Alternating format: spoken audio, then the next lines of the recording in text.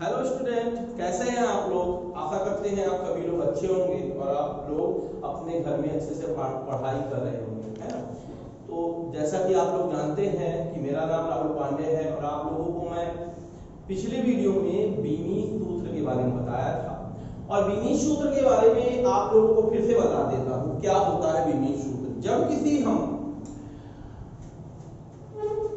भौतिक राशि में लंबाई को L से, द्रव्यमान को M से और समय को T से दर्शाते हैं, तो ये जो होता है हमारा, ये जो सूत्र बन के आता है, ये जो लिखने की प्रक्रिया है, ये संकेतों के लिखने की प्रक्रिया है, ये जो है हमारा क्या कहते हैं, इसे बोलते हैं बीमी सूत्र। यानी अगर आप किसी को कैसे लिखते हैं, M के फॉर्म में लिखते हैं, L के फॉर्म में और T के फॉर्म में लिखते हैं, इसमें कुछ पावर चढ़ी जाती है, इसे ही क्या बोलते हैं, बीमी सूत्र बोलते हैं बेटा।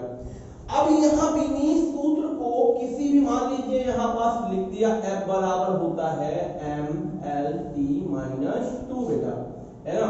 तो ये क्या कहलाएगा, जब हम किसी भी बीमी सूत्र के बराबर किसी भी भौतिक राशि को लिख देते हैं, बीमी सूत्र के बराबर किसी भौतिक राशि को लिख देते हैं, जैसे बल को यहाँ लिख दिया गया, F को लिख दिया गया, फोर्स को लिख दिया गया, फोर्स इक्वल टू MLT-2, है ना।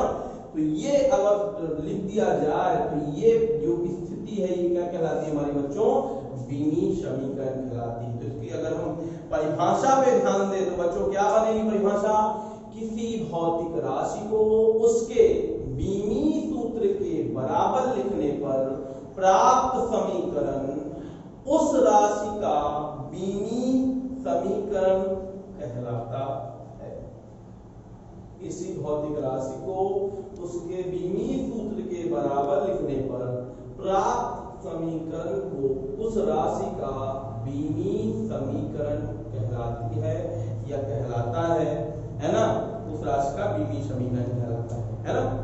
तो बच्चों इसको कैसे लिखते हैं, ये है हमारा बीमी समीकरण। देखिए F बराबर MLT-2 और इसको हमेशा बड़े ब्रैकेट के रूप में ही लिखते हैं, ठीक है ना बच्चों। किस तरह लिखते हैं, बड़े ब्रैकेट के रूप में लिखते हैं, ठीक है। अब देखिए, अब बच्चों मैं आप लोगों को आज 2 3 4 फार्मूला, बीमी राशियों के फार्मूले निकालना सिखाऊंगा। पेपर में आपके आ जाता है कि निम्नलिखित के बीमी सूत्र लिखकर समझाइए कि कैसे आया, ठीक है बच्चों। मैं आपको आपको भेज दूंगा, आपकी बुक में भी दिया हुआ है कुछ भौतिक राशियों के बीमी सूत्र, बहुत सारे कॉलम बने हुए हैं, लगभग 50 से 60 जो क्वेश्चन है या सूत्र है आपको दिए हैं। अगर आप किसी भी चीज का सूत्र पता कर लें, क्या पता कर लें, सूत्र पता कर लेते हैं, फार्मूला पता कर लेते हैं, तो आप किसी का भी बीमी सूत्र निकाल सकते हैं, ठीक है ना, ध्यान रखना है।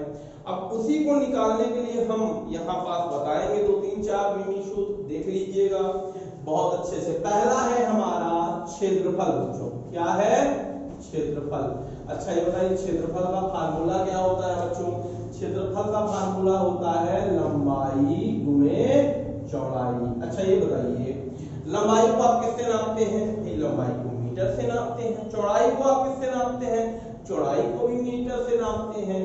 तो बीमी सूत्र क्या बनेगा बच्चों, बीमी सूत्र जो बनेगा आपका या बीमी समीकरण जो बनेगा वो क्या बनेगा हमारा, इसका कुछ इस तरह से बनेगा L और इंटू L, यानी क्या बन गया बच्चों, ये आ गया हमारा L का स्क्वायर, ठीक है।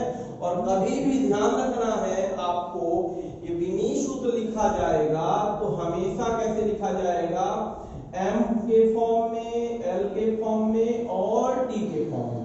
तो ML नहीं है तब क्या करेंगे बच्चों, अगर M नहीं है तो ये 0 कहला जाएगा, L नहीं है तो ये 0 कहला जाएगा। तो बच्चों ये क्या था हमारा, ये था हमारा क्या, बीमी सूत्र। देख लीजिएगा बहुत अच्छे से, आपको समझ में आ गया होगा, ठीक है। इसकी स्क्रीनशॉट आपको मिल जाएगा, ठीक है, देख लीजिएगा, मतलब ले लीजिएगा। अब देखिए थोड़ा सा आगे चलते हैं हम लोग, देखिएगा इसके आगे क्या होगा, दो चार और भी देखते हैं। ये तो बहुत सरल था बच्चों, इसमें और भी कठिन कठिन आ जाते हैं। जैसे मान लीजिए दूसरा नंबर आ गया हमारा घनत्व। तो पहले बच्चों घनत्व का फार्मूला पता होना चाहिए। घनत्व का फार्मूला क्या होता है, होता है द्रव्यमान बटे आयतन। ध्यान रखना है, द्रव्यमान बटे आयतन। ये फार्मूला पता है तो सब निकाल देंगे, ठीक है ना। अब देखिए भाई इसमें क्या करना है, इसमें आपको द्रव्यमान तो भाई हमारा कौन सी राशि है, ये हमारी फंडामेंटल राशि है, यानी कि फंडामेंटल क्वांटिटी है, यानी सीधी सी बात है ये स्वतंत्र है। इसका विमीय सूत्र क्या होगा, इसका द्रव्यमान का विमीय सूत्र बटे आयतन का क्या होता है, लंबाई गुणे द्रव्यमान इंटू लंबाई गुणे चौड़ाई गुणे ऊंचाई। ठीक है ना बच्चों, तो द्रव्यमान बटे लंबाई गुणे चौड़ाई गुणे ऊंचाई। तो बच्चों ये बताइए द्रव्यमान का क्या होता है यम, पता है ना आप लोगों को। इसका एल होता है भाई, लंबाई को मीटर से ही नापोगे ना, चौड़ाई को भी मीटर से नापोगे ना, और ऊंचाई को भी मीटर से नापोगे ना, यानी तीनों का यल हो जाएगा। यानी आपका बचेगा m अपॉन l की पावर 3। ठीक है, ये आ गया हमारा m l की पावर -3। यही है हमारा क्या, विमीय सूत्र बच्चों। ठीक है, इसी तरह एक और बताता हूं निकाल कर। मान लीजिए आपको निकालना है वेग का या चाल का। तो चाल बराबर क्या होता है बच्चों, चाल बराबर होता है दूरी बटे समय। तो देखिए दूरी को हम किससे नापते हैं, मीटर से, एल हो गया। समय को किससे नापते हैं, टी से, टी हो गया। तो ये हो गया हमारा एल टी -1। तो ये क्या आ गया हमारा विमीय सूत्र, ये आ गया हमारा विमीय सूत्र। देखिएगा यहाँ m भी रहेगा ना, तो m0 LT -1। तो बच्चों ये जो है हमारा किसका था, घनत्व का और चाल का था। देखिए बच्चों हमारा जो अगला जो क्वेश्चन है वो है मान लो त्वरण। क्या है, त्वरण। देखिए मैं बार बार बोल रहा हूं, अगर आपको किसी का भी फार्मूला पता है तो आप आराम से निकाल लोगे, कुछ निकालने की जरूरत नहीं है ना। जैसे मान लीजिए बल का निकालना है, तो बल का फार्मूला पता है आप लोगों को, त्वरण का फार्मूला पता है आपको, नहीं पता है तो आपकी बुक में लिखा हुआ है। आप सभी लोगों को बता देता हूं कि ये सभी फार्मूले आपको याद करना है। ठीक है, ये जितने भी फार्मूले हैं लगभग 25 फार्मूले आज याद कर लीजिए, 25 फार्मूले कल याद कर लीजिए, 25 फार्मूले बाद में याद कर लीजिएगा। अगर फार्मूला आपको पता है तो किसी भी का आप विमीय सूत्र निकाल सकते हैं, है ना। लेकिन हाँ एक बात और ध्यान रखिएगा, फार्मूला किसका पता है, हर बेसिक चीज का पता है। जैसे मान लीजिए कार्य आ गया, कार्य बराबर होता है बल गुणे विस्थापन, है ना। तो बल का भी पता होना चाहिए है, बल का फार्मूला क्या होता है। इसी प्रकार जो भी आप निकाले तो सबका फार्मूला अगर आपको पता है तो आपके लिए बहुत समस्या नहीं होने वाली है। ठीक है ना बच्चों, देखिए मैं एक दो को बताता हूं, बाकी आप लोग कर लेना है आपको। देखिए लिखा हुआ है बल किस बराबर क्या होता है बच्चों, द्रव्यमान गुणे त्वरण। ठीक है, बल बराबर क्या होता है, अरे बल तो लिखा नहीं है, ये त्वरण है।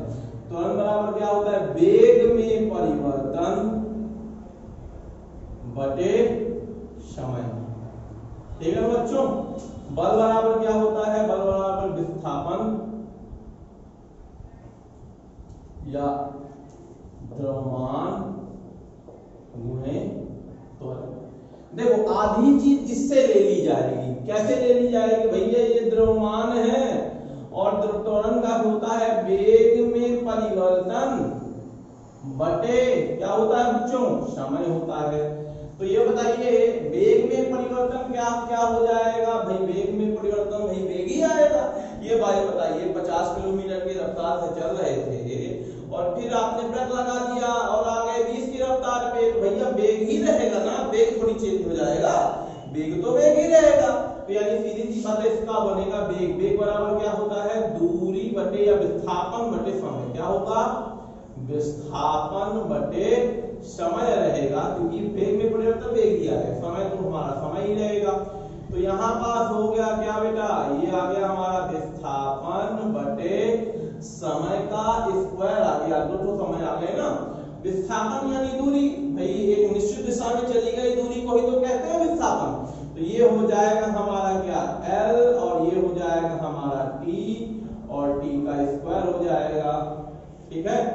और ये हो गया हमारा क्या, L T - 2, ठीक है। और इसी तरह इसमें भी निकाल लो बच्चों, इसका क्या हो जाएगा, m0 LT - 2 है सरल ना बच्चों। इधर इसमें कैसे निकालोगे, द्रव्यमान है, आधा इसी का कॉपी कर लो, इसका आधा कॉपी कर लेते हैं तो आधी काम हो जाएगा। देखिए तो ये हो गया हमारा द्रव्यमान का यम, और त्वरण और इसका निकाले है ना, क्या निकाले हैं, LT - 2।